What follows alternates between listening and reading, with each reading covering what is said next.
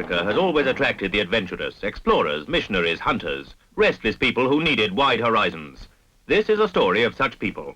7 rally teams who survived the most gruelling motoring event of them all, the 1963 East African Safari Rally. 3,200 miles over the toughest, most unpredictable roads in the world. There is intense activity in the garages as drivers and mechanics make last-minute preparations to their cars before leaving Nairobi. There are 84 entries. Cars from Britain, France, Germany, Italy, Sweden and Japan. As the starting time draws near, tension mounts, and the driver's silent prayer is that there is still time to complete the list of jobs remaining to be done. The ladies are here too. This toughest of rallies was once thought to be suitable for men only, but drivers such as Pat Moss and Ann Riley have shown that they can give the men more than a run for their money. The Moss-Riley team are driving one of the Ford Cortinas on this rally.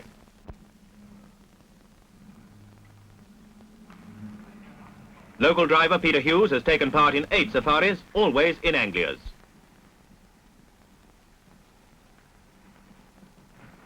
Peter Riley and David Markham are both old rally hands.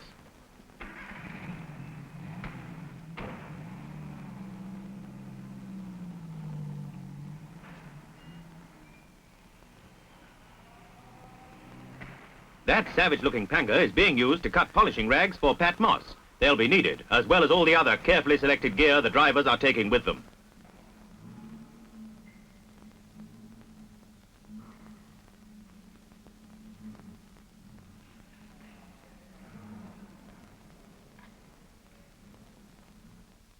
The cars are ready now and prepare for the official scrutineering. Scrutineering is thorough, even to the use of radioactive paint to prevent the possibility of replacement parts being fitted en route. Members of the Ford team are on hand to see their cars through this final stage. The cars are as perfect as mechanical skill can make them. Now it's up to good driving and judgment with a large slice of luck for good measure.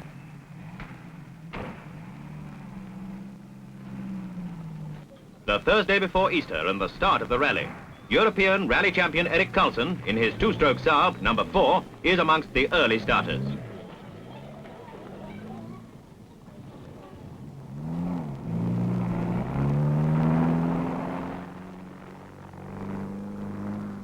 This is the route which faces them. Starting from Nairobi, the 1,400 miles northern section takes them up to Kampala in Uganda and back via Londiani to return to Nairobi by Saturday morning. After an 8-hour rest, they will set off again on the 1,800 miles southern section down to Dar es Salaam in Tanganyika and back to the finish in Nairobi by Monday. From the closed park in Nairobi, the cars make their way towards the starting area. From well-chosen vantage points, the crowds are there to see them off. And Pat Moss, one of the later starters, catches up with some filming of her own.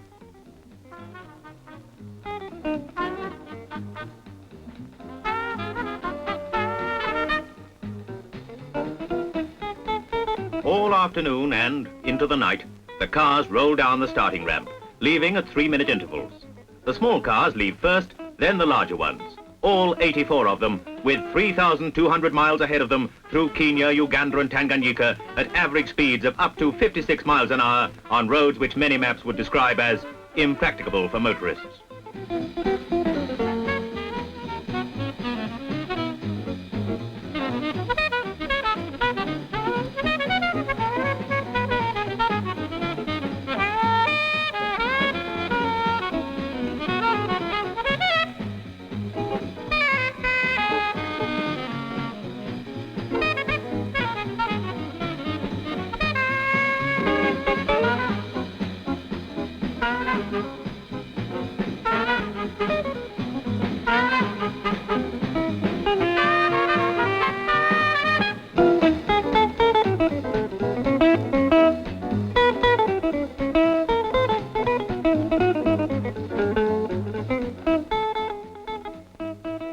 While Ann Hall waits for the signal to go, she unwraps a stick of eau de cologne, a gift from a local dealer.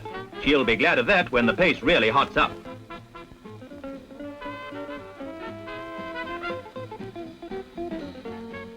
Over half the cars are away now, and here comes Pat Moss to the starting ramp. Time for a last-minute photograph, and she's away.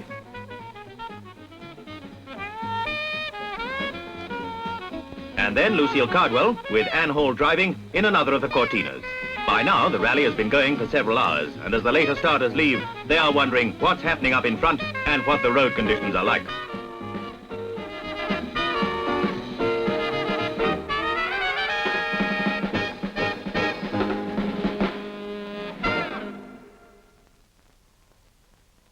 And up on the actual line of the equator, near the Eldoret to Nakuru road, it's dry and dusty, as the first morning sees Eric Carlsson well up in front and rapidly gaining on the rest of the field.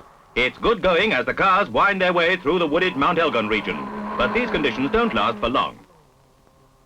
A sudden downpour brings that dreaded hazard of the safari, mud. Some cars manage to bounce through.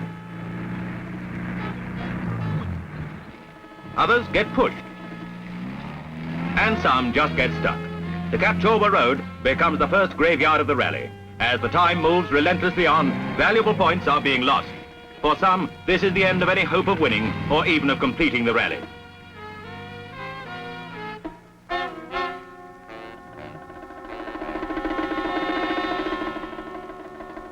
For those that get through, there is a welcome pause at the Kapchorwa Control, one of the 82 control and checkpoints at the rally route, manned by nearly 1,000 volunteers. A smile from Kenyan Nick Nowicki before leaving. He is driving a Peugeot 404 with Paddy Cliff.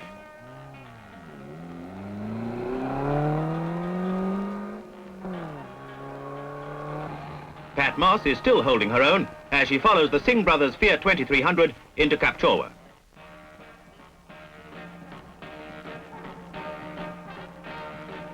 There are papers to be stamped, times recorded, a chance to stretch one's legs. And then off again non-stop to the next control.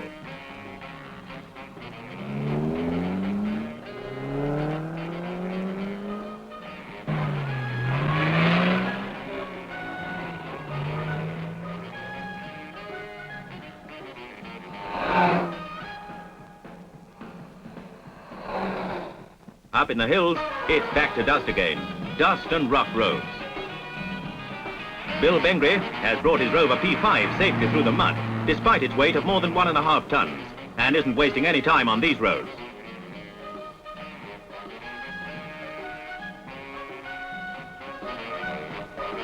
Kim Mandeville is also going well in his Zodiac, one of 3 Mark III's taking part.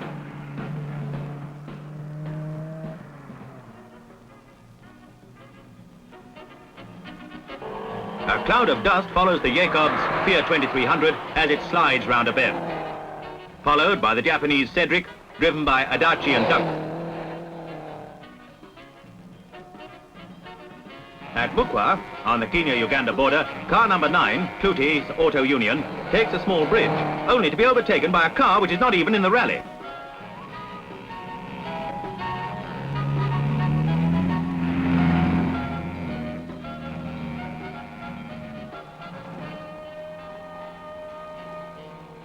The field is spreading out now as they head back to the Londiani checkpoint. Eric Carlsson is way ahead. By the time he had reached Kampala, halfway around the northern section, he was nearly 2 hours ahead of his nearest rival.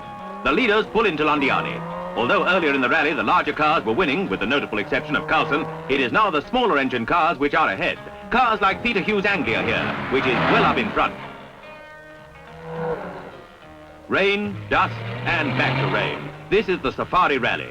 Perhaps the drivers are remembering the Chinese proverb that says it's better to travel hopefully than to arrive. Certainly it takes a near miracle to arrive as well in these conditions. And it's not surprising that every winner of the safari since it was first run in 1953 has been a local driver.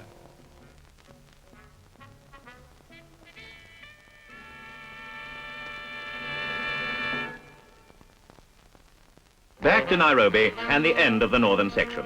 Now there is a welcome rest period and a chance to check the progress of the rally from the morning newspapers. The Ford teams are doing very well, with an Anglia and 3 Cortinas amongst the first 6 places. But of the 84 starters who left Nairobi with such high hopes 2 nights ago, only 43 have returned and are still in the rally. The drivers are tired now and need this short break before starting on the southern section. As David Lead comes in with the Mercedes 220 he is driving with Jim Cardwell, the strain of the rally shows on his face. Clocking in now is the Fisher-Woodmore Peugeot 404, and an inspection reveals that they have caught a dead bird on their bumper. You never know what you're going to find on the safari. Fisher looks as if he's found his share of mud. Afternoon of the third day, Easter Saturday, and it's a sunny start as the cars prepare to leave Nairobi for the southern loop into Tanganyika. Crowds cluster around the control desk to find out the latest positions.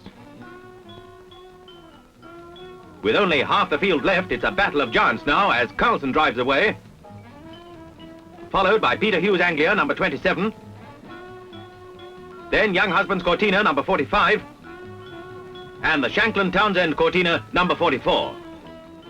A last-minute request from Anne Hall for an extra pair of denims. At this stage, she and Lucille Cardwell are leading in the Coupe des Dames classification.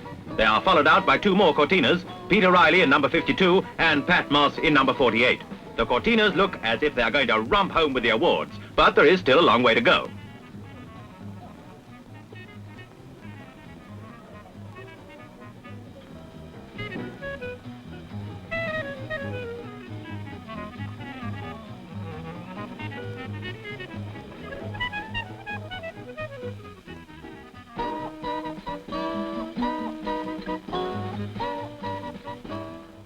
By Sunday morning, the leaders have reached the Morogoro checkpoint. During the night, Carlsson's car had hit an anteater, and he described the incident to Peter Hughes. It sounds like the story of the one that got away. Still up with the leaders is Beau Younghusband, talking here to Carlsson.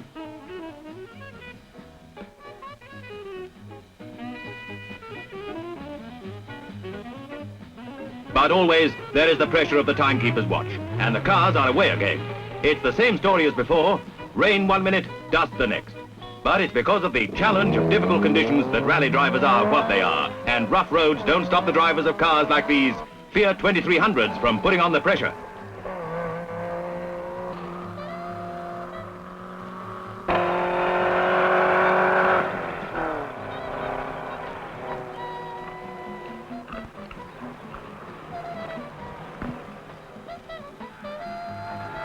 Bill Bengry in his Rover shows that the smaller cars are not having it all their own way.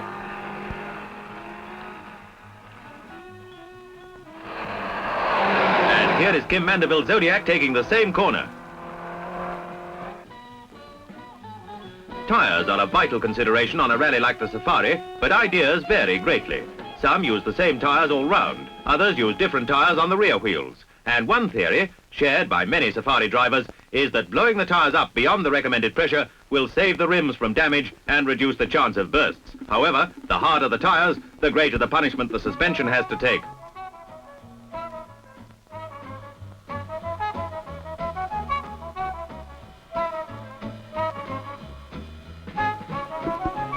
Crowds line the road as the later starters continue to leave Morogoro. Soon after turning onto this road, Peter Riley's Cortina was in trouble from a damaged front suspension strut.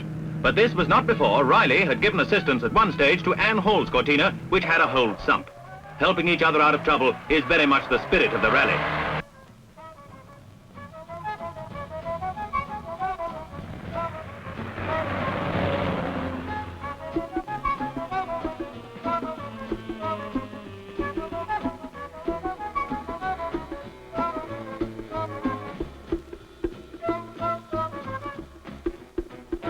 Some of the roads on the southern section are just as bad as those in Kenya and Uganda, but this Volkswagen shows how a mud surface should be taken.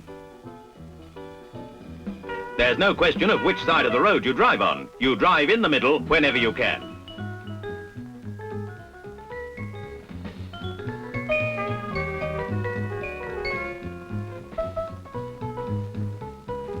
It's not all mud and dust, however, and this palm grove makes a welcome change in the scenery. Saab number 6, driven by Natsir Ali, is desperately trying to make up time. And here is another Saab, driven by Forsmark from Ethiopia.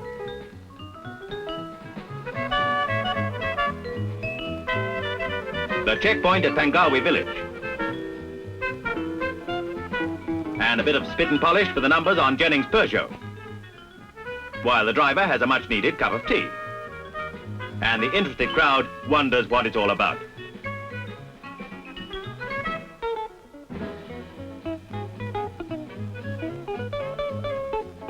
The mud on the Mkata to Korogwe Road on the final afternoon is the worst of all.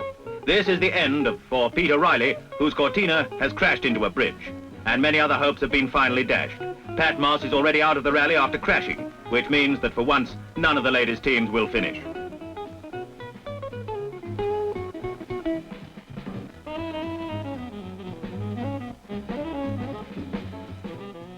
Back on a tarmac road, the remaining cars try to make up time. Only 23 are still competing after Dar es Salaam, Carlsson being one of the casualties with a broken drive shaft. Birds fly out of the trees as young husband comes by, in the lead now, but hotly pursued by car number 65, Nowicki's Peugeot.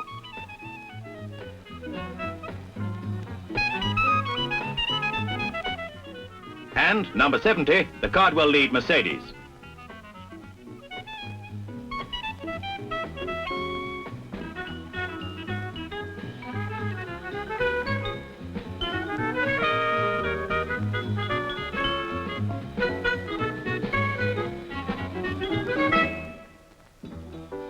As dusk gathers on the final evening, the Singh brothers' Fiat 2300 and Jaffray's Peugeot are both doing well. Headlights blaze through the African night. And by morning, the end is in sight as the last 7 cars left in the rally approach Nairobi. The final casualty has been young husband's Cortina, retiring with a hold sump while in the lead. Of the 77 cars which have failed to finish the course, 47 were excluded for being outside the time limit, 12 broke down, 8 crashed, 2 became bogged down in mud, and 8 retired for unspecific reasons, probably through sheer physical exhaustion.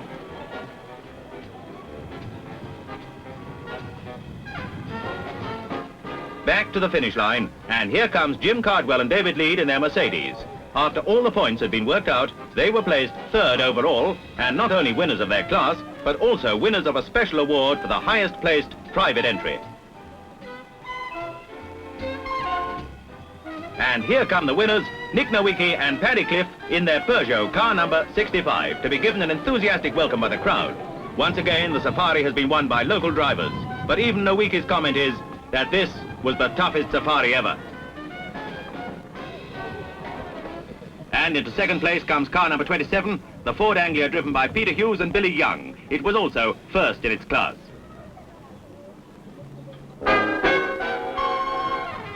There are congratulations for Hughes from his wife and mother,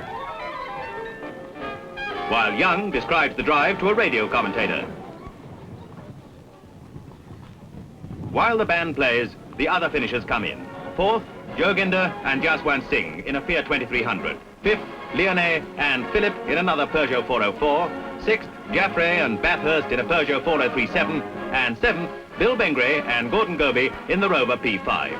7 survivors and only 2 non-Kenyan drivers amongst them. David Lead from Tanganyika and Bill Bengry from Britain. The cars are lined up for the prize giving, the sweets of victory after all the hard effort. Peter Hughes waits with his wife and their small baby. Beside the Mercedes, Cardwell and Goby compare notes on the rally. And here is the victor, Nick Nowicki. The trophies are ready. Everything is prepared for the prize giving ceremony. But the African weather has the last laugh. It rains during the ceremony, an ironic end to a rally in which the weather has played such an important part.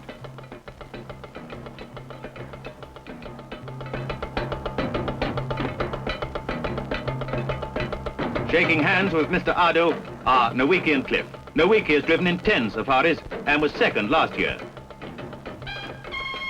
Now it's the turn of Peter Hughes. During one stage of the rally outside Dar es Salaam, he was given help out of the mud by his rivals Nowicki and Cliff. The clubs and bars will be echoing tonight with stories of the rally.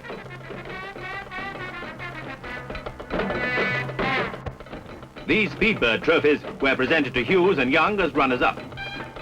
The Singh brothers placed 4th, shake hands with Mr. Ado. That's just rainwater, not champagne, that Cardwell is tipping out. And so ends the 11th East African Safari Rally. It might have been the toughest ever, but that will not stop these drivers from coming back again next year. For them, the undrivable road doesn't exist.